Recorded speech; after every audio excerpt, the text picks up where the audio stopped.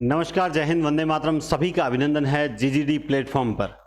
तो हमारी जो समास की क्लास चल रही थी, आज वो सेकंड नंबर क्लास है। तो समास की क्लास में, पिछली क्लास में भी मैंने ये बताया था कि दो बातें ध्यान रखना कि एक तो समास का जो नामकरण होगा वो उसके विग्रह के अनुसार होगा। दूसरा ये याद रखना कि जैसा मतलब विग्रह भी होगा उसमें विभक्तियां भी जो होगी वो उस वाक्य के अकॉर्डिंग होगी।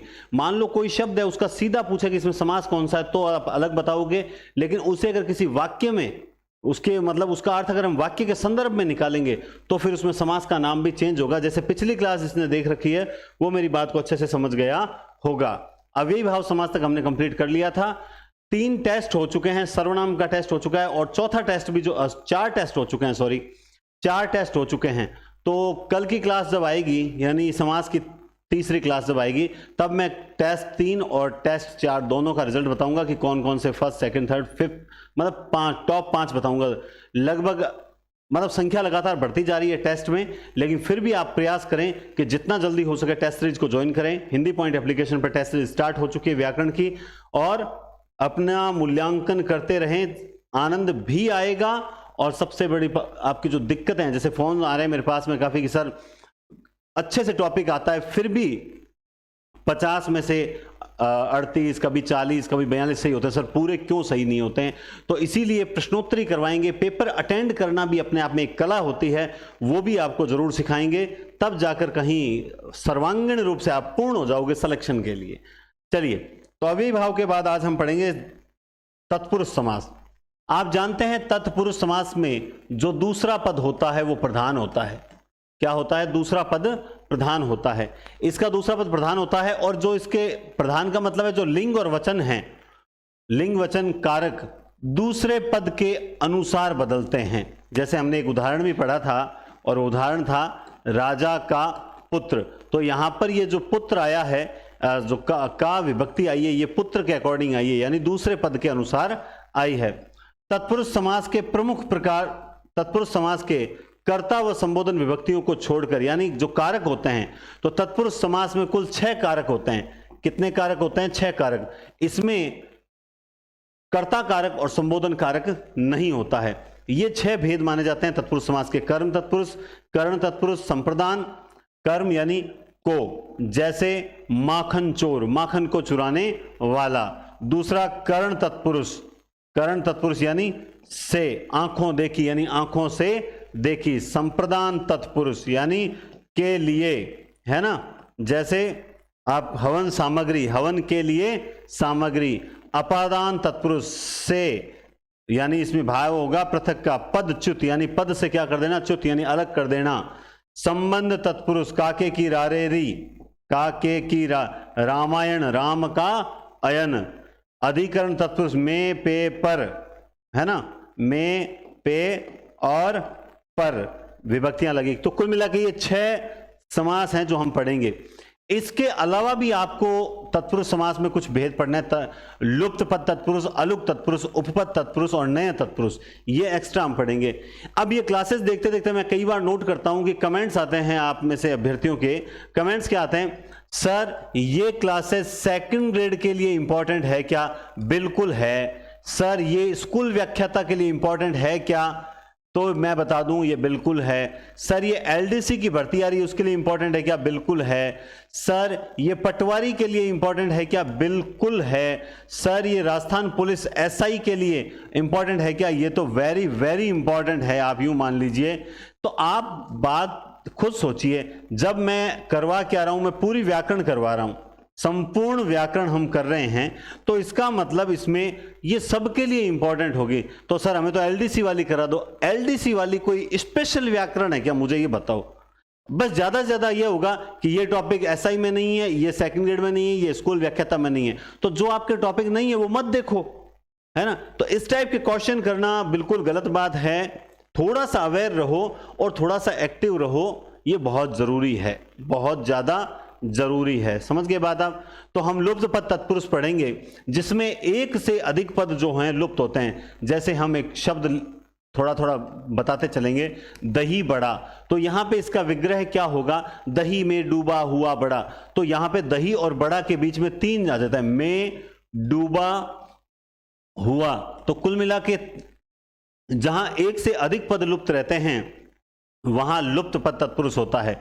अब नए तत्पुरुष जो इजी है, जिसमें नकारात्मक का भाव रहता है, न, जैसे न होनी, अनहोनी का क्या हो जाएगा? न होनी। ऐसे इसमें अन, अन, ठीक है, ना, ये कुछ उपसर्ग लगते हैं जिससे इसकी पहचान हो जाती है।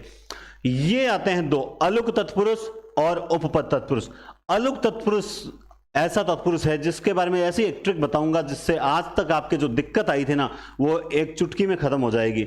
हालांकि यहां आपको मैं एक उदाहरण बता देता हूं। जैसे आप देख सकते हैं, युधिष्ठिर क्या है? युद्ध में स्थिर रहता है ना, युद्ध में स्थिर। तो युद्ध में स्थिर जो युधिष्ठिर कहलाएगा, ये बहुव्रीहि समास का उदाहरण भी आपके दिमाग में इस प्रकार से आ रहा होगा, मैं जानता हूं। इसी तरह ऊंट पटांग, ये भी इसी का उदाहरण है, ठीक है। तो ये अलुक तत्पुरुष का है। उपपद तत्पुरुष का उदाहरण जब आप पढ़ोगे तब आपको जलज है, जलज है, जलद है ना, इस प्रकार के, महीप है, इस प्रकार के उदाहरण देखने को मिलेंगे। तो मैं आपको यह भी समझाऊंगा कि किस तरह से इन चारों को भी आप बहुत इजी वे में पहचान सकते हो। और जब मैं इसकी प्रैक्टिस करवाऊंगा तब आपको यह भी बताऊंगा कि किस तरह से 4 ऑप्शन में से सही निकटतम उत्तर निकाला जाता है। तो हम आगे बढ़ते हैं अपने लक्ष्य की ओर। सबसे पहले हम पढ़ेंगे तत्पुरुष का पहला भेद, जिसको कहते हैं कर्म तत्पुरुष, जिसकी विभक्ति होती है को। क्या विभक्ति होती है? कर्ता ने कर्म को। तो अब आपके सामने ये उदाहरण है। उदाहरण रटना बहुत इजी होता है। सबसे इंपॉर्टेंट बात क्या है? हम इनको विग्रह करेंगे, विग्रह के साथ साथ ये देखेंगे क्या ये सेट बैठ रहा है क्या। तो आप कहोगे सर ये सेट नहीं बैठ रहा, मैं बताऊंगा, ऐसे उदाहरण भी बताऊंगा, यहां लिख रखे हैं मैंने। परलोक गमन, अब आप लोगों के लिए थोड़ा इजी हो जाता है। इसमें सब में 2-2 पद हैं, परलोक और गमन। सिद्धि प्राप्त, नर बक्षी, ख्याति प्राप्त, जीतना इंद्रिय, प्राप्त उदक, विद्या धर, जन प्रिय। इस प्रकार से काफी 2-2 पद मिलेंगे। आपको इन दोनों के बीच में लगानी है को विभक्ति। तो जैसे पहला हो जाएगा, पहले इसको मिटाते हैं थोड़ा सा, हाँ जी, चलिए। तो आप देखें तो क्या है?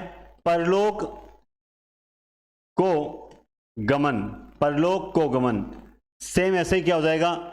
सिद्धि को प्राप्त, सिद्धि को प्राप्त। नर को भक्षित करने वाला, है ना। तो आपको आने चाहिए। ख्याति प्राप्त क्या होगा? ख्याति प्राप्त यानी जो चीज ख्याति को प्राप्त है वो ख्याति प्राप्त। जीतेंद्रिय, तो यहां क्या हो जाएगा? इंद्रियों को जीतने वाला, है ना। प्राप्तोदक, उदक, उदक यानी जल, उदक को प्राप्त। विद्याधर, विद्या को धारण करने वाला। अब ये करने वाला लगा रहा हूं ना पीछे, इससे किसी के दिमाग में ऐसा है सर इस प्रकार से तो तीसरा अर्थ निकल जाए। नहीं, आप बहुव्रीहि समास के जब शब्दों में से जब अन्य अर्थ निकालते हो, अन्य पद की ओर संकेत करता है, तब उसका व्याख्या करने का तरीका अलग होता है ना। लंबा है उधर जिसका वह है, इस तरह से होता है, न कि करने वाला। अब ये देखिए जनप्रिय, अब इस प्रकार के शब्द यहां ऐड करने का औचित्य, ये आप इसका विग्रह करोगे, यहां तो आपको मैंने बता दिया को, तो आप तुरंत कर दोगे जन को प्रिय। सोच के देखिए कि इसमें आपके दिमाग में ऐसा नहीं आ रहा कि सर ये तो इसका नहीं होना चाहिए, जन में प्रिय, भाई जनता में प्रिय, इस प्रकार से आना चाहिए। बिल्कुल आपके दिमाग में ऐसा आ रहा होगा, लेकिन वो गलत आ रहा है। जन को प्रिय होगा। लेकिन अगर ये आ जाए लोकप्रिय, तब वहां पे क्या होता है? लोक में प्रिय हो जाएगा। गगन चुम्बी, तो क्या हो जाएगा? गगन चुंबी, गगन को चूमने वाला, गगन चुंबी। विदेश गमन, विदेश को गमन, है ना। माखन चोर, अब आपके दिमाग में ऐसा आएगा, शायद हो सकता है कोई कमेंट भी करे। क्या कमेंट करेगा कि सर माखन चोर तो कृष्ण के लिए आता है ना, तो सर आप इसके कर्म तत्पुरुष में क्यों डाल रहे हो? इसे तो बहुव्रीहि समास में डालिए। देखो आप यूं मान के चलिए मैं बहुब्री समास कराऊंगा, तब मैंने एक वहां पे नोट डाल के कुछ लिख रखा है। जिनके पास नोट्स हैं वो अभी पेज चेंज करें और बहुब्री समास जहां लिखा हुआ है उसके पास, जो नोट्स जिन्होंने प्रिंट निकलवा लिए हैं, वो बहुब्री समास के पास जाके एक नोट लिखा हुआ देखें। उस नोट में लिखा हुआ है कि जितने भी समास हैं उन सभी समास के वो शब्द जिनकी व्याख्या करने से वो किसी अन्य पद की ओर संकेत करते हैं, वो सारे बहुब्री समास में शामिल होते हैं। लेकिन इस माखन चोर में मूल रूप से समास है कौन सा? तब इसमें करेंगे हम कर्म तत्पुरुष। है इसमें कर्म तत्पुरुष, लेकिन ये अन्य अर्थ देता है, तब इसका विग्रह क्या हो जाएगा कि माखन को चुराता है वह श्री कृष्ण।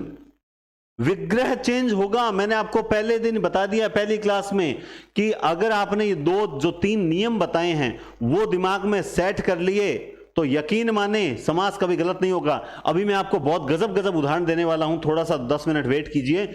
आप खुद सोचेंगे हाँ सर ये तो हमने कभी सोचा ही नहीं था, और इस तरीके से आंसर हम सही निकाल सकते हैं। मनोहर तो क्या हो जाएगा? मन को हरने वाला। मन को हरने वाला। लब्ध प्रतिष्ठित, यानी देखो ये शब्द क्या है? लब्ध प्रतिष्ठ। याद है मैंने अशुद्ध संशोधन में ये शब्द करवाया था और उसमें लिखा हुआ था लब्ध प्रतिष्ठित लिखा हुआ था, तब मैंने कहा था लब्ध प्रतिष्ठ होगा। ये देखिए वही शब्द है।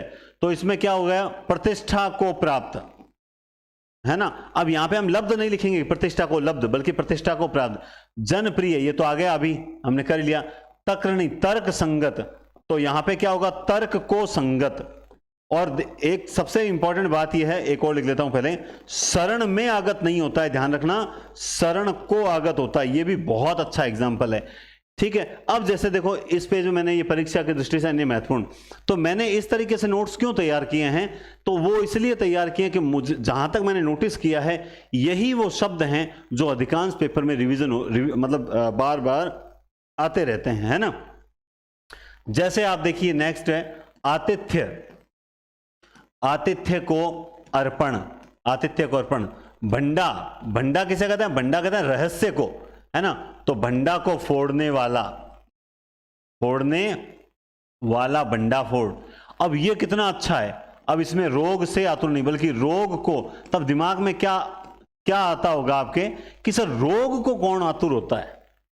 रोग को आखिर सर कौन आतुर होता है? ऐसा कौन सा व्यक्ति है जो रोग को चाहेगा कि भाई मुझे रोग हो जाए? ये सर हमें समझ नहीं आता। रोग को आतुर मतलब ये यूं नहीं होगा कि वो रोग को चाहता है ना। रोग को, रोग से आतुर बिल्कुल नहीं होगा, क्योंकि रोग वहां पे कोई साधन नहीं है। रोग से आतुर अपादान भी नहीं होगा, तो सर रोग में आतुर नहीं होगा। रोग को आतुर मतलब जो रोग को बुलावा दे रहा है ना। जैसे हम कहते हैं कि तू है ना, तू खुद मृत्यु को बुलावा दे रहा है। जैसे वो तुलसीदास जी वाली चौपाई है ना, जैसे खुद जनु क्या चौपाई है 10th क्लास के अंदर सेकंड लेसन में लिखी हुई है। परशुराम जी कहते हैं कि ये तो लक्ष्मण जी के बारे में कहते हैं कि ये तो मृत्यु को खुद हाँक दे देकर बुला रहा है, हाँक दे देकर बुला रहा है। वैसे ही जो रोग को आतुर, जो रोग को बुलावा दे रहा है, ऐसे कर्म कर रहा है, ऐसा खाना खा रहा है, ऐसा अपने आप का अपनी दिनचर्या को ऐसा बना चुका है जो रोग को आतुर है, जो रोग को बुला रही है। इसलिए यहां पे रोगातुर भी सही होगा, ठीक है। ग्रंथकार, तो यहां पे ग्रंथ को करने वाला। अब सोचिए कितना गजब वर्णन है, ग्रंथ को करने वाला। अब यहां इसका भाव क्या है? भाई जो ग्रंथ की रचना करता है, लेकिन इसका विग्रह क्या करेंगे? ग्रंथ को करने वाला। ऐसे ही हस्त को गत, क्या हो जाएगा? हस्त को गत, हाथ को गत, हाथ को गया हुआ। जैसे देखो एक आरएस में आया था एक बार आत्मविस्मृत, क्या आया था? आत्मविस्मृत। अब ये इसी तरह से बता रहा हूं लोग। अब आत्म यानी स्वयं को, विस्मृत यानी भुला देना, तो इसमें क्या होता? आत्म को विस्मृत करने वाला ही आत्मविस्मृत कहलाता। अब ये कितना अच्छा शब्द है जो हमें मतलब जैसे मान लो एक और बताता हूं, कार्योन्मुख। कार्योन्मुख, इसका मतलब क्या होता है? भाई कोई भी व्यक्ति है जो कार्य की ओर उन्मुख है, यानी कार्य को उन्मुख है, वही क्या कहलाएगा? कार्योन्मुख कहलाएगा। ये इस प्रकार जो शब्द हैं, एक बार हम ढंग से पढ़ लेते हैं कि चलो अच्छा इसका मतलब हमें जल्दबाजी नहीं करनी चाहिए। इस टाइप के उदाहरण आते हैं ना, ये बताते हैं कि हमें जल्दबाजी नहीं करनी चाहिए एग्जाम में प्रश्न हल करते समय। हमारे पास उतना पर्याप्त समय होता है। और दूसरा, जब भी मेरा सबका पेपर अटेंड करने का तरीका अलग अलग होता है और मैं हमेशा कहता हूं 150 में से 150 सही करने की जरूरत है ही नहीं। आप मस्त रहो, आप तो 130 सही करके आ जाओ, है ना। और पेपर में क्वेश्चन जब होते हैं 4 ऑप्शन होते हैं, ठीक है, तो 4 ऑप्शन आपको लगता है ए सही है तो आप उसको ए को हल्का सा गोला कर दो, एकदम लाइट, ज़्यादा गहरा नहीं, लाइट। या फिर उसके पास में कोई हल्की सी बिंदी लगा दो। दूसरे के अंदर जैसे दूसरा पर्सन है, इसमें बी राइट है तो उसकी बिंदी लगा दो। ओएमआर सीट में भरने की जल्दबाजी कभी नहीं करनी चाहिए, क्योंकि आप जब पहले राउंड में 70 क्वेश्चन पे टिक लगा के आए, गारंटेड बोल रहा हूं 2 क्वेश्चन ऐसे होंगे जो आपने जल्दबाजी में गलती पे टिक लगा दिया, 2 या 3 क्वेश्चन ऐसे होंगे जो जल्दबाजी में गलती से आपने टिक लगा दिए जो आपको आते थे। और यही होता है, आपके साथ नहीं हुआ है तो मुझे बता दो कि सर आप गलत बोल रहे हो। आप पेपर एग्जाम सेंटर से बाहर आते ही दिमाग आपने ये बोला है, 100% अभ्यर्थी बोलते हैं कि अरे सर ये तो मुझे आता था और आते हुए गलत हो गया, सर 5 क्वेश्चन मुझे आते हुए गलत हो गए, सर वहां डर गया था वे। तो इसलिए जल्दबाजी कभी न करें, इसलिए जल्दबाजी कभी न करें, ठीक है। हाँ जी, तो ये कर्म तत्पुरुष। अब आप देखो कर्ण तत्पुरुष की बात करते हैं। कर्ण तत्पुरुष भी अपने आप में बहुत बढ़िया समास है, यूं मान लीजिए। इसमें विभक्ति है से और द्वारा, और आप देखेंगे कि इसमें भी एक आध शब्द ऐसा आएगा जो आप सोचोगे सर ये कैसे हो सकता है। तो देखते हैं कौन से। तो अकाल पीड़ित, अकाल मतलब कोई व्यक्ति। इसमें एक चीज ध्यान रखना, ऐसे शब्द जिसमें आपको पूर्व पद जो है वो कारण के रूप में दिखाई दे। जैसे एक व्यक्ति है जो पीड़ित है, किसके कारण, बोला अकाल, तो क्या हो जाएगा अकाल, अकाल से पीड़ित, है ना, अकाल से पीड़ित क्या हो जाएगा, अकाल से पीड़ित। रेखांकित, रेखा से अंकित। हालांकि इसमें ऐसा कोई नियम नहीं है कि सर द्वारा कहाँ आएगा, से कहाँ आएगा, लेकिन फिर भी जहां तक आपको लगे कि ये एकदम निर्जीव वस्तुएं कारण के रूप में है तो इसका मतलब वहां पर आप से लगा दो। और जहां आपको लगे कि यहाँ पे कोई सजीव व्यक्ति, कारण तुलसी द्वारा कृत, तो वहां लगा दो द्वारा। ईश्वर, ईश्वर, ऐसा कोई नियम तो मुझे नहीं लगता होगा, लेकिन आप इस तरह से कर सकते हैं, उससे कोई फर्क भी नहीं पड़ता। बाणों, बाण से आहत, बाणाहत। हस्त, ये कितना अच्छा शब्द है, हस्तारक्षित, हस्तांतरित नहीं है बल्कि हस्तारक्षित है, मतलब हस्त से आरक्षित, जो सिग्नेचर करते हैं उसे हस्ताक्षर। अब दिमाग में कोई पढ़े, सर हस्ताक्षरित होता है, हस्ताक्षर, हस्त आरक्षित, हाथ द्वारा आरक्षित, उसे क्या कर दिया, साइन कर दिया। अभाव, अभाव से ग्रस्त, यहां ग्रस्त होने का कारण क्या है, अभाव। ऐसे ही हस्त द्वारा लिखित, यहां पे फिर कोई आपको लग रहा होगा कि सजीव सी चीज आ गई। आंखों से देखी हुई, आंखों द्वारा देखी, कोई फर्क नहीं पड़ता है, ठीक है, आंखों से लगा दो। नीति युक्त बात किया कर, नीति से युक्त बात किया कर। कष्ट से साध्य, है ना, कष्ट साध्य, कष्ट से साध्य, ये भी बहुत अच्छा शब्द है जो एग्जाम में आने के लायक है। लेकिन इससे भी बढ़िया शब्द जो परीक्षा की दृष्टि से महत्वपूर्ण है वो देखिए, शोकाकुल। आपको अब ऐसा लगेगा सर शोक को आकुल है, नहीं, शोक से जो दुखी है आकुल है। कारण क्या है उसके आकुल होने का, शोक। मोहान, ये बहुत गजब है। जैसे आप उसको पढ़ेंगे एकदम से एग्जाम में तो आपके दिमाग में पहली चीज क्या आएगी, मैं बताता हूं, मोह में अंधा, मोहांध। लेकिन नहीं, वो व्यक्ति अंधा है और उसके अंधे का होने का कारण क्या है, मोह से अंधा। इसी प्रकार मान लो शब्द आ जाए, इसी प्रकार मान लो शब्द आ जाए मदांध, तो क्या हो जाएगा, मद से अंधा, ना कि नशे में अंधा, नहीं, मद से अंधा है। परोपजीवी, ये इसका अगर आप विग्रह कर दो तो यकीनन मान लो, मैं सबके ये कमेंट जरूर देखूंगा, पर धन उपधन जीवी। तो कुल मिला के इस शब्द का आपको समय दिया सोचने का, इसकी आप व्याख्या कर दो, यानी इसको आप जो है वो एक बार बता दो कि इसका विग्रह क्या होगा। सही विग्रह देखते हैं सबसे पहले कौन बताता है, और वास्तव में जबरदस्त विग्रह होगा, आप नहीं कर पाएंगे ये भी मैं दावे के साथ कहता हूं। अब गूगल पे सर्च नहीं करना है, ठीक है ना, हाँ मुझे पता है, मैंने देखा है, लाइव देखा है। परोपजीवी का आप सीधा सीधा करके बताओ कि इसमें क्या होगा बस, और करके बताना ही है। पर उपजीवी क्या करोगे, पर यानी दूसरा, उपजीवी दूसरों पर खाने वाला, दूसरों पर उपकार करने वाला, क्या करोगे, बस यही चीज आपको बतानी है। अच्छी चीजें हैं तुरंत बताएं, जिससे पता लगेगा कि वास्तव में पढ़ते हो कि नहीं पढ़ते हो, ये भी पता लग जाएगा, ठीक है ना। बताओ भाई,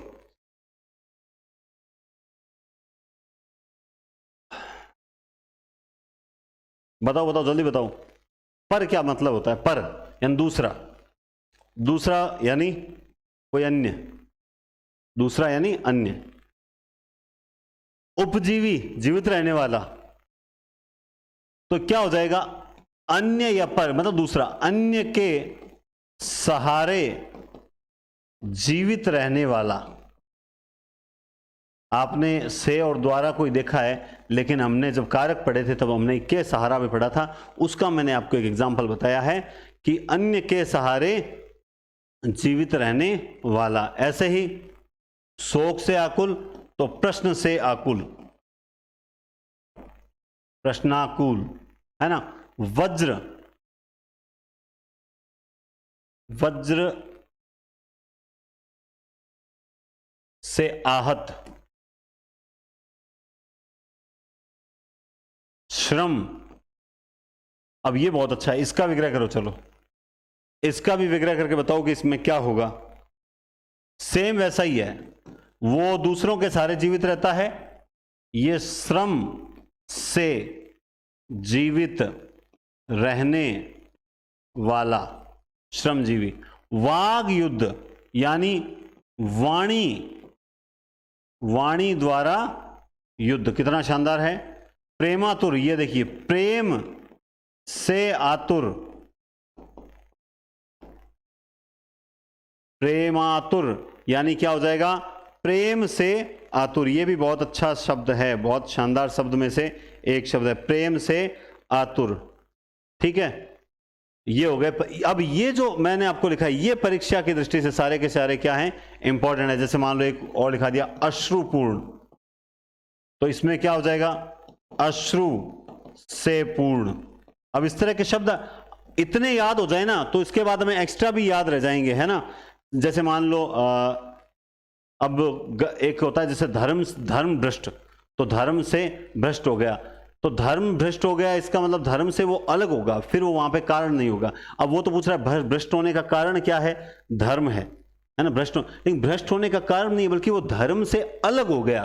तो वहां ये उदाहरण भी आपको कर्ण तत्पुरुष में मिलेगा, जबकि कर्ण तत्पुरुष का नहीं है, अपादान तत्पुरुष का है। तो कुछ एग्जाम्पल आपको गलत भी मिलते हैं किताबों के अंदर, तो वो भी कोई दिक्कत वाली बात नहीं है। जैसे मान लो धन रहित है, तो धन से रहित हो गया, मतलब क्या हो गया, धन से वो अलग हो गया, ठीक है। तो ये इंपॉर्टेंट हो गया। अब बात करते हैं संप्रदान तत्पुरुष के लिए। संप्रदान तत्पुरुष आप जानते हैं इसका होता है के लिए। तो अब यहां क्या हो जाएगा, आप बोलते जाएं और दिमाग में, क्रोध के लिए शिक्षा, क्रोध के लिए शिक्षा। देखो अब किसी को लग रहा है सर ये तो मतलब है ना, सामने लिख दिया आपने, इससे मजा नहीं आ रहा। अगर मैं वैसे भी पढ़ाता ना, सीधा नहीं बिना लिखे, तो भी संप्रदान तत्पुरुष है, और संप्रदान तत्पुरुष मैंने बता दिया के लिए आता है। फिर मैं यहां चाहे 50 एग्जाम्पल हाथ से लिख दूं, तो भी आपके दिमाग में आता है कि सर ने जो यहां लिखे हैं उसमें आएगी के लिए विभक्ति, तो उसमें कोई दिक्कत वाली बात है ही नहीं। इससे हमारा समय बचता है और हम क्लास पर ज्यादा वर्क कर पाते हैं। अनाथालय, तो क्या हो जाएगा, अनाथों या अनाथ के लिए आलय, के लिए आलय। ऐसे ही यज्ञ वेदी, अच्छे उदाहरण हैं, यज्ञ के लिए वेदी। और मैं विग्रह क्यों लिख रहा हूं, मैं इसलिए विग्रह लिख रहा हूं ताकि आपको जो है ये सामने जब दिखाई दे तो निश्चित रूप से आप के दिमाग में छप जाएं। अब ये जो हवन सामग्री है, ये शब्द पहली बार कब आया था, 2007 पटवारी का पेपर था। 2007 पटवारी का पेपर था, जिसकी कट ऑफ गई थी 50-51% के आसपास गई थी, या 55% गई थी। उसमें ये पहली बार आया था। 90% लोगों ने हवन की सामग्री ही किया था। उस वक्त मैं तो बहुत फ्रेशर था, 2007 की बात बता रहा हूँ। आप में से कुछ जो फ्रेशर बच्चे हैं वो शायद 2007 में आप समझ सकते होंगे कि दूसरी तीसरी चौथी क्लास में होंगे, है ना। उस समय ये पहली बार पटवारी में आया था और ये पेपर मैंने उस वक्त दिया भी था जब मैं फ्रेशर स्टूडेंट था कि फॉर्म ऑफलाइन फॉर्म भरते थे। बलि पशु बहुत सिंपल है, बलि के लिए पशु। अब मैंने ये बता दिया। अब पेपर में क्या आया, पेपर में आ गया पशु बलि। क्या आ गया, पशु बलि। अब पशु बलि आ गया तो मतलब क्या हो गया, पशु की बलि ये होगा। सर आपने बताया था ना बलि के लिए पशु होगा, तो शब्द देखो, शब्द देखो। यहां अगर मैं कर दूं पशु के लिए बलि, तो मुझे बताओ संसार में कौन है जो पशु के लिए बलि देता हो। इसका मतलब बलि वो किसी और की दे रहा है ना। तो बात समझे, यहां बलि पशु मतलब बलि के लिए हमें एक पशु चाहिए था तो पशु मिल गया। तो इस दोनों के शब्दों का अलग अलग अर्थ होता है, इसीलिए मैं कहता हूं शब्द को समझे बिना उसका विग्रह मत कर देना। कारा, कारा मतलब होते सजा। कारा के लिए ग्रह, हाथ के लिए कड़ी, ठीक है। ऐसे ही काक बलि, तो अब ये क्या होगा, काक। अब ये कितना अच्छा है, काक के लिए बलि होगा या बलि के लिए काक होगा। आपने पढ़ रखा होगा ये, तो बताएं इन दोनों में से आखिर जो है वो सही कौन सा माना जाएगा। बस इतना बता दो कि बलि के लिए काक होगा या काक के लिए बलि होगा, बस ये बता दिया। मतलब इसका मतलब आपको आता है। अच्छा शब्द है, बताओ जल्दी बताओ। ये तो बहुत सरल है, देशभक्ति वगैरह ये तो एकदम सरल आ जाएंगे, इसमें तो कोई दिक्कत वाली बात ही नहीं आएगी। देशभक्ति, देश के लिए भक्ति, गुरु दक्षिणा, गुरु के लिए दक्षिणा हो जाएगा, है ना। इसी तरह से जैसे आपने क्या नाम है, स्नानागार, स्नान के लिए आगार, तो देखिए आप लोग इसमें बलि के लिए काक कर दोगे क्योंकि बलि पशु देखकर, लेकिन जबकि इसका ये सही है, काक के लिए बलि। समझ गए बात आप। तो यहां इसका काक के लिए बलि होगा ना कि बलि के लिए काक होगा। कोई कौवे के बलि आपने कभी सुना है क्या कि काक यानी सर कौवा होता है, कौवे के बलि दे दी, ऐसा कुछ नहीं है, ध्यान रखें। तो इसमें क्या हो जाएगा, देश, देश के लिए भक्ति, गुरु के लिए दक्षिणा,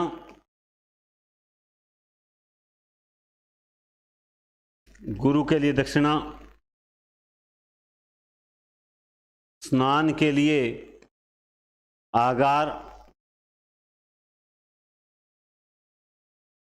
न्याय के लिए आलय। ऐसे ही समाचार पत्र का विग्रह क्या होता है, समाचार के लिए पत्र, ना कि समाचार का पत्र मत कर देना।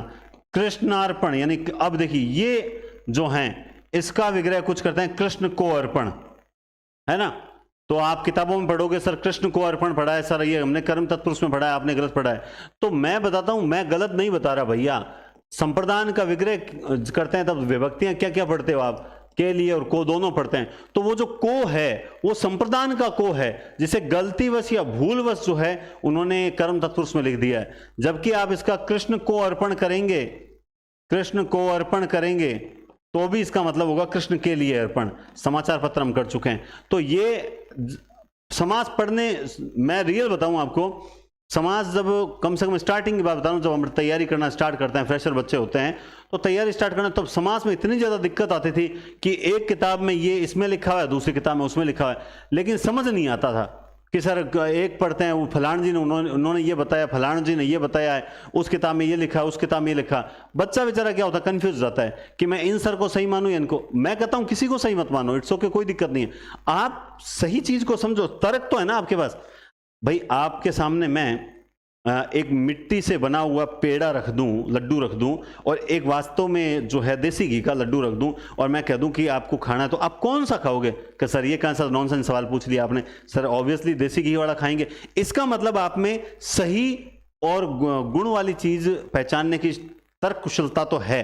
तो आप जब कोई टीचर बताता है या जिस किताब में लिखा हुआ है तो आपके पास तर्क है, उस तर्क के आधार पर फैसला तो कीजिए कि हाँ यार ये बात मुझे सही लग रही है। भाई हम दो पार्टी हैं, एक राजनीतिक पार्टियों में कोई कांग्रेस के समर्थक होंगे, कोई भाजपा के समर्थक होंगे, तो वो जिस आधार पर समर्थन करते हैं तो उसके पीछे उनका कोई तर्क होगा या कोई ऐसी बात होगी जिसके कारण वो उस पार्टी को समर्थन करते हैं। है ना। तो ये चीज होती है। और एक वर्ग होता है जिसकी कोई विचारधारा नहीं होती, वो तो बस ये होता है कि ये सही है या नहीं है, अपने को तो इसका विरोध करना है। जैसे सर चाहे कैसा अच्छा पढ़ाएं चाहे बुरा पढ़ाएं, अपना तो काम क्या है कि इस सर का तो विरोध ही करना है। तो वो क्या हो गया, वो एक अलग वर्ग होता है। लेकिन आप लोगों को सिलेक्शन लेना है तो आप समझें, कृष्ण को अर्पण मैं जानता हूं आपने पढ़ा होगा और इसीलिए आप सोचेंगे, तो वो मैं पहले ही बता देता हूं, क्योंकि मुझे आज भी एक कॉल आया था आप में से किसी का, बोला सर सबसे अच्छी बात यह है आपकी क्लासेस की कि आप हमें क्या डाउट हो सकता है आप पहले ही वो बता देते हो कि इसमें आप ये सोचोगे और इसका उत्तर ये होगा।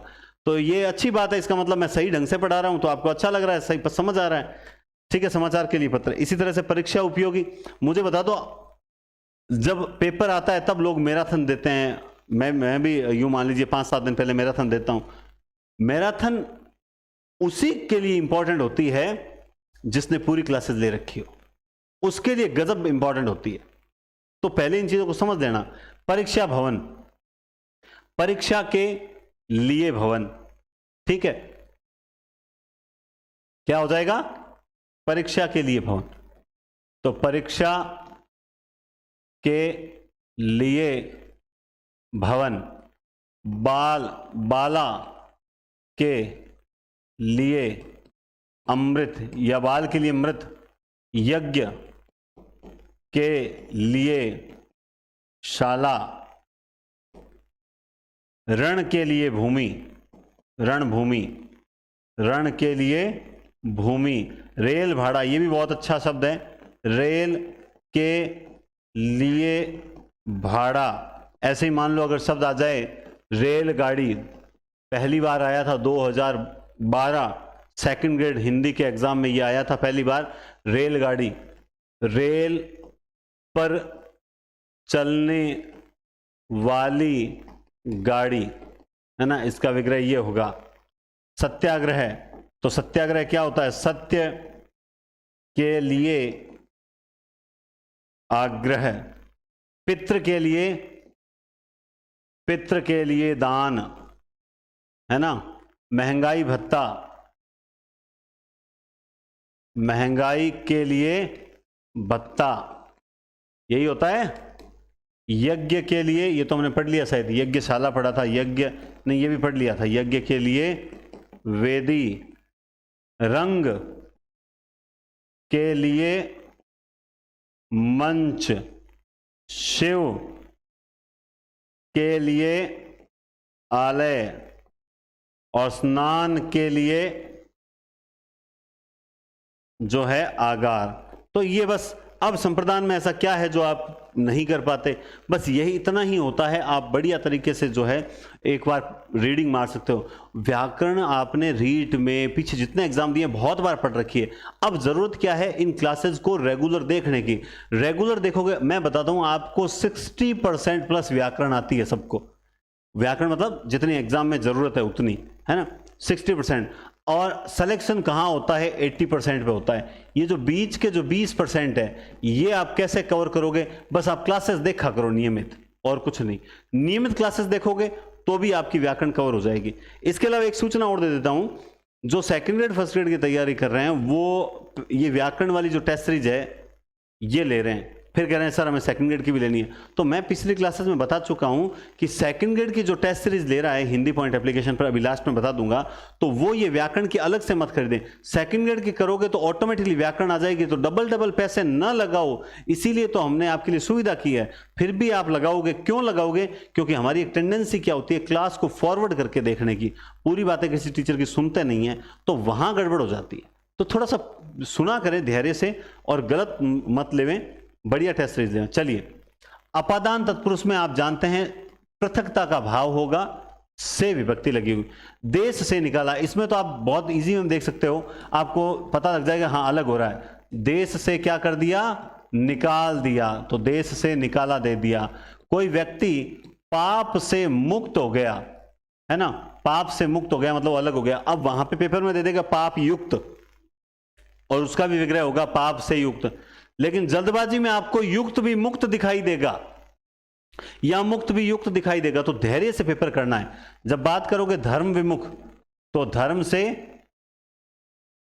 विमुख, सेवा से निवृत्त, भय से भीत। हमने पढ़ा था ना अपादान तत्पुरुष में डर का भाव होता है, जब किसी चीज से डर होता है, शर्म, लज्जा, है ना, दूरी, तुलना, तब वहां से अलग से हुआ जाता है। पथ भ्रष्ट यानी पथ से भ्रष्ट, सेम ऐसे ही धर्म भ्रष्ट आ जाए तो धर्म से भ्रष्ट हो गया। नगरागत तो नगर से आगत। अब ये बहुत अच्छा शब्द है ना, ये बहुत अच्छा शब्द, जैसे नगर से आगत, ठीक है। अब ऐसे ही एक शब्द और भी है, वो भी शब्द है, आपको मतलब इसमें लगेगा कि सर को विभक्ति आनी चाहिए, नगर को आगत, कि नगर को आया हुआ है ना, लेकिन नहीं, नगर से आगत, नगरागत, है ना। और अगर ये आ जाए नगरगत, इसका मतलब क्या होगा, नगर को गया हुआ, नगर को गत मतलब नगर को गया है, नगर मतलब वो में दिमाग में आता है नगर को गत, लेकिन नगरागत मतलब नगर से आगत। ऋण मुक्त, ऋण से मुक्त हो गया, और युक्त होता तो करण तत्पुरुष। पद से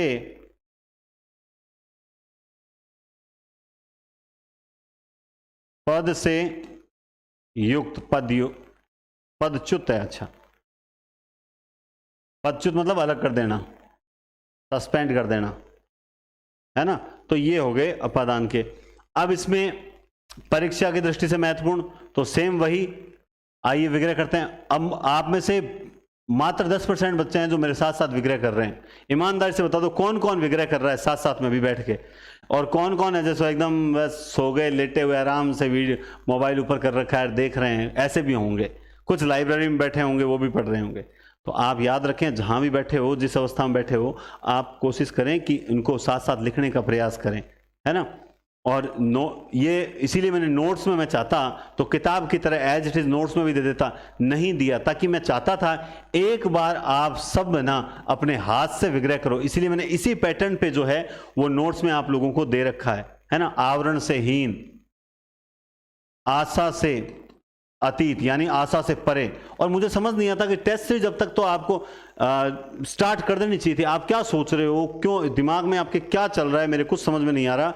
लेकिन वास्तव में एक बात बोल रहा हूं, जो हम लोग बार बार बोलते हैं ना कि इस ऑफ सीजन में भी आपको जो है लगातार टेस्ट देने, और स्पेशल एसआई की तैयारी करने वाले अभ्यर्थी हैं, मैं उनको बता दूं आप टेस्ट सीरीज जरूर ज्वाइन करें।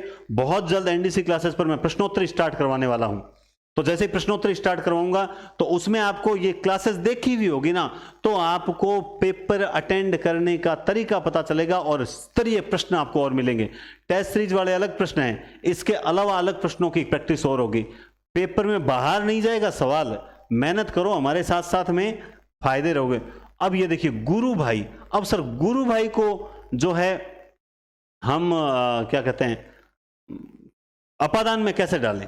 आखिर गुरु भाई तो गुरु का भाई होना चाहिए, तो इसमें होता है गुरु के संबंध से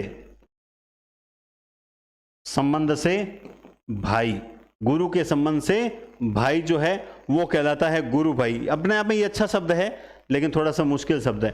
बात करते हैं दूरदर्शन, तो सेम कोई सिंपल बात है,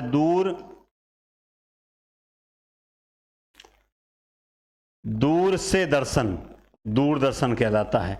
नेत्र से हीन, है ना। अब कहूंगा सर नेत्रहीन, नेत्र से हीन मतलब बचपन से ही वो नेत्र से अलग है।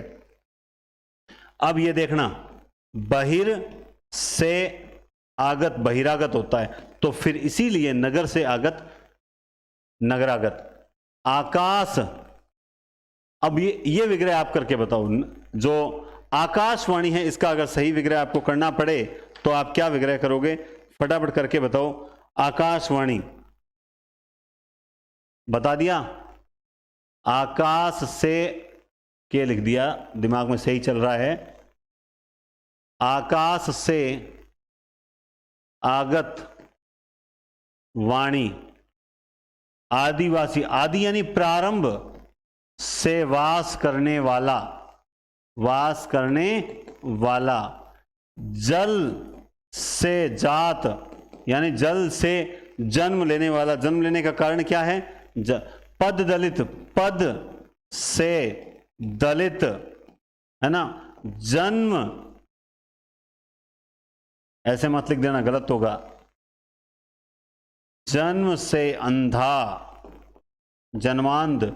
और दूर से, ये देखिए दूर भाषा हिसाब से क्या होता है, दूर की भाषा होना चाहिए। क्या होना चाहिए, दूर। लेकिन यहां इसका मतलब है दूर से बोलना, दूरभाष यंत्र। इसीलिए उसका नाम क्या है, दूरभाष यंत्र, यानी दूर से भाषा, भाषण करने वाला यानी बोलने वाला यंत्र। लेकिन आपको पढ़ोगे तब क्या लगेगा, जैसे दूर की भाषा, दूर भाषा होता नहीं, दूरभाष यंत्र उसका नाम क्यों पड़ा, दूर से भाषा करने वाला यानी बोलने वाला। समझ गए। तो ऐसे शब्द आ जाते हैं जो हमें कंफ्यूज कर देते हैं कि ये किस में आएगा किस में नहीं आएगा। तो ये क्लासेस जब देखी हुई होगी और हमारे खुद के हाथ से जब हमने विग्रह किए हुए होंगे ना, तो गलती होने के चांसेस ही नहीं रहते हैं। ये इसलिए अच्छे शब्द हैं, ठीक है। अब बात करते हैं संबंध तत्पुरुष, काके की रारेरी नानेनी। लेकिन ये तो काके की रारेरी, यहां कुछ आपके नोट्स में शायद और शब्द नहीं लिखे हुए हैं क्या, मेरे ख्याल से यहां आपके शब्द और लिखे हुए भी होंगे, है ना। चलो आप देख लेना, दो शब्द लिखे हुए हैं आपके, या तो संबंध तत्पुरुष के एंड में लिखे हुए हैं, क्योंकि मेरे पास नोट्स होंगे, मैं देख लेता हूं। एक जगह थोड़ी सी गलती है नोट्स में, आप देखिए, हाँ बिल्कुल यही है। देखिए ये यहां पर आपके दो शब्द लिखे हुए होंगे, एक लिखा हुआ होगा शशांक और एक लिखा हुआ होगा रामायण। एक शशांक और एक रामायण ये लिखा हुआ होगा।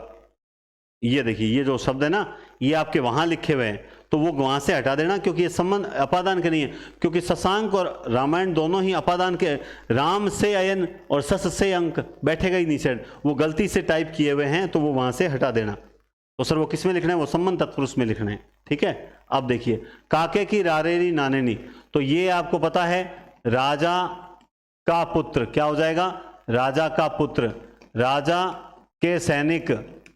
मेरे से एक कदम आगे चलो आप लोग, फटाफट विग्रह करते चलो। गंगा का जल, देखते हैं स्पीड से कौन लिखता है।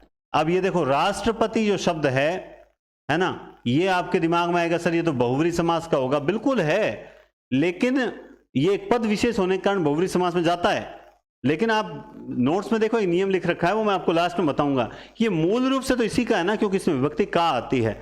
ऐसे ही दीपक होता है, दीप की शिखा, यानी जिसे हम बाती बोलते हैं, दीप की शिखा। अब ये देखिए आपके दिमाग में ये भी आता होगा, ये बहुत अच्छा शब्द है। अब दिमाग में आता है सर ये तो सर मंत्रियों के लिए परिषद होना चाहिए, तो सर आप इसमें बता रहे हो ये हमारे सेट नहीं बैठ रहा है, इसके लिए हम क्या करें। दिमाग में ऐसा आ रहा होगा मंत्री परिषद। अब इसमें संबंध करें या फिर कौन सा करें, आप बताओ। देखें कमेंट आने चाहिए, कमेंट आएगा तो मुझे पता लगेगा कि कहाँ आप गलती कर रहे हो और कहाँ आपको क्या चीज़ बतानी चाहिए, वरना कुछ भी पता नहीं लगेगा। मंत्रियों की परिषद या मंत्रियों के लिए परिषद, बताओ। देखें बताना जरूरी है, नहीं बताओगे तो पता नहीं चलेगा। तो याद रखें हमेशा मंत्रियों, इसका विग्रह जो मिलता है हमें किताबों में, और लगभग सभी किताबों में मिलता है मंत्रियों की परिषद। ऐसे ही राम का चरित्र मिलता है ना। ऐसे ही विद्या का अभ्यास मिलता है, क्या मिलता है, विद्या का अभ्यास। ऐसे ही नगर का सेठ मिलता है, नगर पर सेठ नहीं होता। ऐसे ये संसार क्या है सर, दुख का सागर है, बिल्कुल ये संसार दुख का सागर है। ऐसे ही राजा की माता क्या है, राजा की माता। सूर्यास्त क्या होता है सर, सूर्य का अस्त। गंगादक, गंगा का उदक। देखो अभी आपने एक ऐसा शब्द पढ़ा था प्राप्तोदक, वो क्या था, उदक को प्राप्त था। यहां गंगा उदक, उदक क्या है, जल, है ना, गंगा का जल, गंगोदक। लोक का नायक, लोक का नायक। अमृत की धारा, क्या है, अमृत की धारा। विश्व का विद्यालय। अब देखिए यहां पे आपके दिमाग में क्या आएगा, विश्व के लिए विद्यालय। मैं आपके दिमाग में क्या आ सकता है वो भी साथ में इसलिए बताता हूं ताकि स्थायी हो जाए कि भाई हमारे दिमाग में आने से कुछ नहीं होता, बल्कि वास्तव में जो चीज है वो है क्या। जगत का नाथ। बोलते बोलते भी ये दिमाग दोनों साइड चलना चाहिए। एक मैं आपको समझा रहा हूं वो, और एक हाथ से लिखता जा रहा हूं बस। और है क्या, ऐसा कुछ नहीं है। आपको लगता है कि सिलेक्शन बहुत ज्यादा बड़ी चीज है, नहीं है बड़ी चीज। बड़ी चीज है आपको ढंग से, नियमित और रणनीति से पढ़ने की। ये रियल बता रहा हूं। 2 या 3 एग्जाम में फेल हो जाते हैं किसी कारणवश, और कमेंट या मैसेज करना शुरू कर देते हैं, सर हम तो टूट चुके हैं, हिम्मत टूट चुकी है, सर अब क्या करेंगे, सर अब तो ये हो गया, सर फलाना हो गया, ढेमका हो गया। आपको ये बोलते हुए बिल्कुल भी आपको मतलब पीड़ा नहीं होती कि आप क्या बोल रहे हो। सिर्फ 2-3 एग्जाम दिए और आप कहते हैं हम टूट गए, हिम्मत टूट गए, है ना। आपके माँ बाप आपको 20-20, 25-25 सालों से आपको पाल रहे हैं और अगले 25 साल तक पालने की हिम्मत रखते हैं। उनकी हिम्मत आज तक नहीं टूटी। वो आपको हमेशा ये कहते हैं चल बेटा कोई बात नहीं, एक और तैयारी कर, और आपकी हिम्मत टूट रही है। पिता की, और रही बात सर थोड़ा मोटिवेशन की आवश्यकता है, मैं कहता हूं पिता की टूटी हुई चप्पल और माँ का फटा हुआ आंचल देखकर भी अगर आप मोटिवेट नहीं होते हो ना, तो ब्रह्मा जी भी आ जाए ना स्वयं आपको मोटिवेट करने के लिए, तो कोई मोटिवेट नहीं कर पाएगा। इसलिए कम से कम ये जो एक आध पेपर में अभी जो रिजल्ट आ रहे हैं उनमें बाई चांस आप मान लो सिलेक्शन नहीं हो पा रहा है, असफल हो रहे हो, तो कोई इतनी बड़ी बात नहीं है जितनी आप ले रहे हो। भाई सीधी सी बात है, सिलेक्शन उतना ही होगा जितनों की सीट होगी, जितनी सीट्स है उतने स्टूडेंट्स का ही सिलेक्शन होगा। तो बाकी क्या करेंगे, बाकी अगली तैयारी ही करेंगे और नो ऑप्शन, इसके अलावा कोई ऑप्शन नहीं। आपको लगता है कोई और ऑप्शन है तो वो आप गलत लगता है। तैयारी करें, क्लासेस लें, नियमित रहें। जब तक सिलेक्शन नहीं हो जाए तब तक पढ़ना है। माउंटेन मांझी सुना है ना, बिहार का मांझी क्या कहा था कि जब तक तोड़ेंगे नहीं तब तक छोड़ेंगे नहीं। यही सिद्धांत अपनाना पड़ेगा कि जब तक सिलेक्शन नहीं हो जाता, एक असफलता भी जो है हार मान लेगी हमारे आगे कि भाई तू हार नहीं मान रहा, आखिर मैं हार मानती हूँ, ये ले सिलेक्शन तेरी झोली में डालती हूँ। इतना जोश और जुनून आप में चाहिए, इतनी हिम्मत आप में चाहिए, तब सिलेक्शन खुद होगा। विश्वास रखो, सिलेक्शन होगा ही होगा, मान के चलो इसको। चलिए आगे चलते हैं। परीक्षा की दृष्टि से देखिए, यह है अक्षांश। तो अक्ष क्या होता है, एक धुरी तो होती है, अक्ष का अंश यानी किसी अक्ष की धुरी। राजा की सभा ही क्या होती है, राजसभा। मत का दाता ही मतदाता कहलाता है। सौर यानी सूर्य, सूर्य का जो मंडल है, जो गैंग है, वो सौर मंडल कहलाती है। ग्रंथ की अवली ग्रंथावली कहलाती है। शास्त्र के अनुकूल वही चीज क्या कहलाती है, शास्त्रानुकूल। लेकिन शशांक का मैं आपको नहीं बताऊंगा, आप बताओ शशांक का क्या होगा, बताओ। देखिए शशांक का विग्रह क्या होगा। सस कहते हैं खरगोश को, अंक कहते हैं गोद को। अब बता दो, इसका होगा सस यानी खरगोश। खरगोश है जिसकी गोद में वह चंद्रमा। तो इसका मतलब ये यहां पे कौन सा समास हो गया, ये यहां पे हो गया बहुव्रीहि समास। ये देखिए ये इस तरह से होता है। और संबंध के अकॉर्डिंग अगर आप करते तो क्या हो जाता, केवल शशि एंड चंद्रमा, शशि की अंक, अंक मतलब शशि की गोद, चंद्रमा की गोद। लेकिन यहां क्या है, खरगोश है जिसकी गोद में वह। अब यहां पे अच्छा हाँ, यहां पे हमने सस का अर्थ सीधा चंद्रमा ले लिया, लेकिन नहीं, इसका विग्रह जो होता है सीधा यही होता है। समझ गए बात आप, जिसकी गोद में वह क्या है, यानी सस यानी चंद्रमा की गोद, यहां सीधा हो जाएगा चंद्रमा की गोद। लेकिन सस का अर्थ हमने खरगोश लिया, तो खरगोश है जिसकी गोद में वह चंद्रमा। क्योंकि शशि और सस, अपना सस अब बोलोगे सर सस का मतलब होने पड़े, देखो राजस्थानी हो सारे, आप खरगोशियो है ना, खरगोशियो, खरगोशियन मारवाड़ी में कहीं क्यों सुशियो, कहीं क्या है सुशियो कहवे। तो सुशियो जो शब्द है ना, वो ससु या ओढ़ो है। समझ गए बात, ये ससी सस ये एक दूसरे से मिले हुए शब्द हैं, है ना। थोड़ा थोड़ा जैसे परिवर्तन होता रहता है, शब्द का अर्थ चेंज होता रहता है, ठीक है। तो इसका सही होगा खरगोश है जिसकी गोद में वह है चंद्रमा। ऐसे ही रवि, रवि यानी सूर्य, रवि का वार रविवार। ऐसे ही लाख का पति जो होता है वो लखपति होता है। ऐसे ही दुग्ध का सागर क्या होता है, दूध का सागर। ऐसे ही सेना का अध्यक्ष, सेना का अध्यक्ष। ऐसे ही आम्र का चूर्ण, ऐसे ही करुणा का सागर, ऐसे ही राम का अयन, ऐसे ही राम का अयन रामायण। क्या होता है? रामायण, राम का अयन। ठीक है, ये हो गया आपका संबंध तत्पुरुष। अब मुझे बताओ इसमें ऐसी कहां दिक्कत आई? आप सोच रहे होंगे कि सर आपने कहा था कुछ वाक्य ऐसे बताएंगे, बिल्कुल बताऊंगा, लेकिन आपका भी धैर्य पर लेना है। अभी जैसे ये अधिकरण तत्पुरुष है लास्ट, ये जैसे ही खत्म होगा, बस इस पे एक खत्म होगा, तब मैं आपको बताऊंगा कि आपको क्या चीजें ध्यान रखने लायक है, बताऊंगा सब चीजें। और बढ़िया चीजें होती है ना, वो कहता ना कि हुक्म का इक्का जो होता है वो सबसे लास्ट के लिए होता है, पहली चाल के लिए नहीं होता है। कुछ ऐसी चीजें होती है वो टॉपिक के लास्ट में बताई जाती है, जिससे दिमाग में सारे डाउट एक साथ क्लियर हो जाते हैं। स्वर्ग, आप कहता है कि मे पेपर होता है, अधिकरण तत्पुरुष यानी मे पेपर, यानी आप समझ गए होंगे कि ये आएगा स्वर्ग में वास। क्या हो जाएगा? स्वर्ग में वास। देश में अटन, अटन क्या होता है? अटन होता है निवास, है ना। कवियों में, कवियों में पुंगव, पुंगव का मतलब होता है श्रेष्ठ, कवियों में पुंगव श्रेष्ठ। गृह में प्रवेश, नराधम, नरों में अधम, वही होता है नराधम। अधम मतलब नीच। आप बीती सुना रहा था, मतलब आप में बीती हुई। शीर्षस्थ, शीर्ष में नहीं, अब यहां पे शीर्ष पर होगा, शीर्ष पर स्थित। पेट में दर्द, हवा में यात्रा। कहां दिक्कत है? कोई दिक्कत ही नहीं आई सर। यहां ये मैंने पहले बताया था, लोक में प्रिय, लोक प्रिय।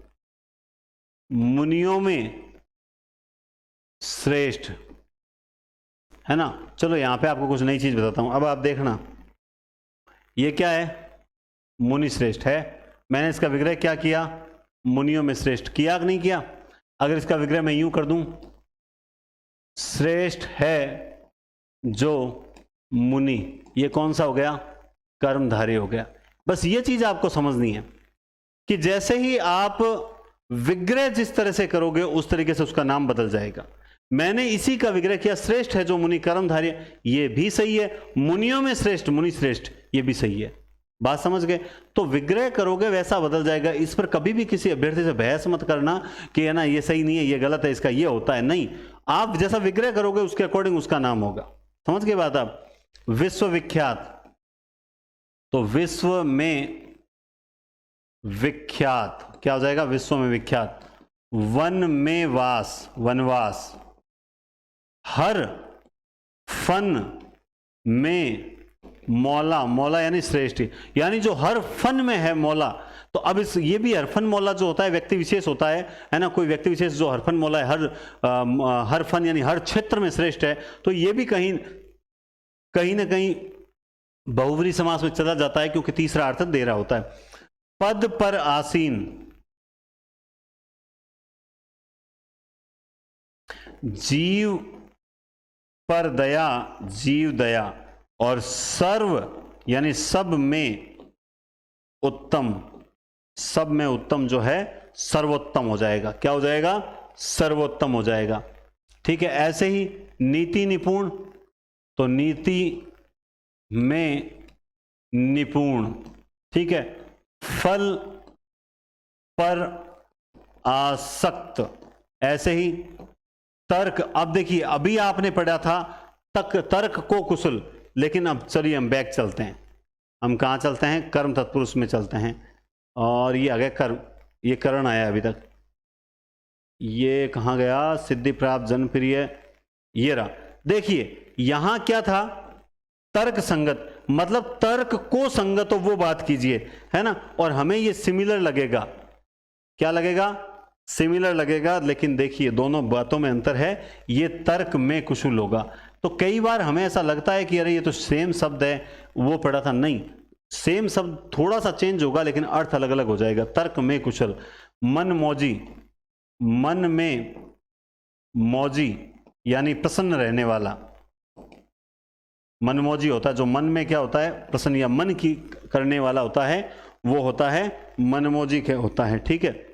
वागवीर, वाक यानी वाणी में वीर, यानी जो बोलने में वीर है, जो बोलने में तगड़ा होता है, वो क्या कहलाता है, वागवीर कहलाता है। ठीक है। इसी तरह सत्तारूढ़, तो सत्ता पर आरूढ़ जो सवार है।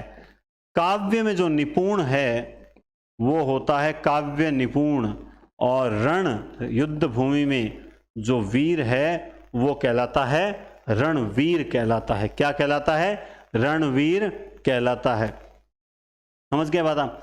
तो अभी आपको ये जो मैंने बात बताई ये इंपॉर्टेंट है, एक चीज तो इसको समझना, मुनियों में श्रेष्ठ मुनि श्रेष्ठ, और श्रेष्ठ है जो मुनि वो क्या हो जाएगा, कर्मधारय समास हो जाएगा।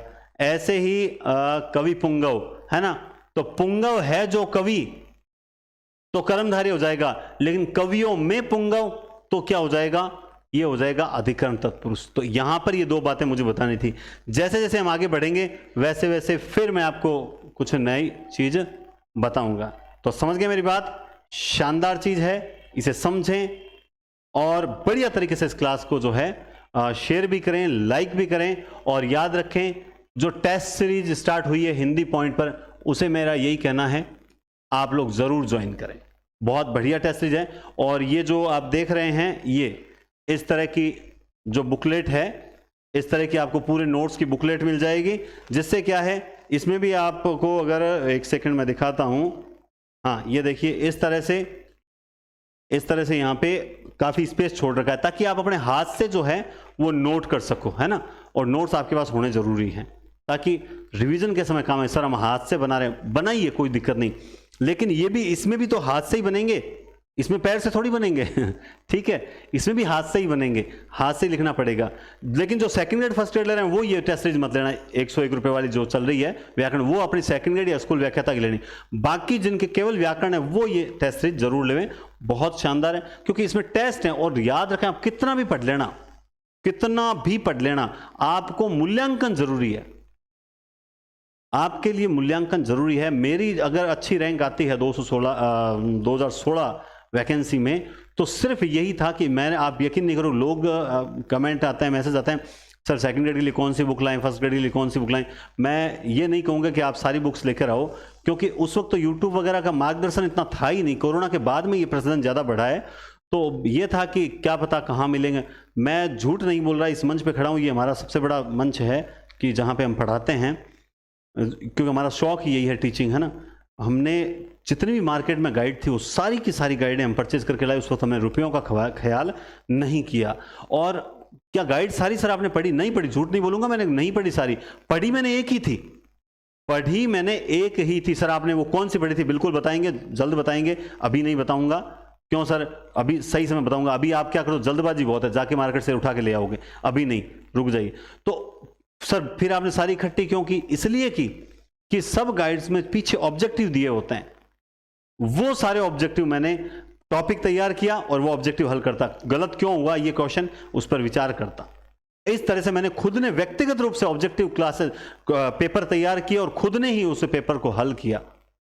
ये मेहनत खुद को करनी, आप मरे ही स्वर्ग मिले, वरना स्वर्ग नहीं मिलता है। इसलिए बढ़िया तैयारी करें, और टेस्ट सीरीज मैं कह रहा हूं आज ही जो है परचेज करें, मतलब करें, और बहुत बढ़िया टेस्ट सीरीज है आप, क्योंकि ताकि मैं भी चाहता हूं, कुछ बच्चे टेस्ट दे बहुत कम रहे हैं, जिन्होंने ले ली वो भी नहीं दे रहे हैं, तो ये गलत बात है, फिर मजा नहीं आता। आप 500 स्टूडेंट्स की रैंक जब बनेगी तब उसमें टॉप 10 में, तो लगातार टॉप 10 में रहते हो, मजा आएगा। मुझे भी यहाँ 10-10 की पूरी लिस्ट लाऊंगा, तब पता चलेगा कि शानदार तरीके से लिस्ट आती है। ठीक है, बहुत बहुत धन्यवाद, टेक केयर और शुभ दिन।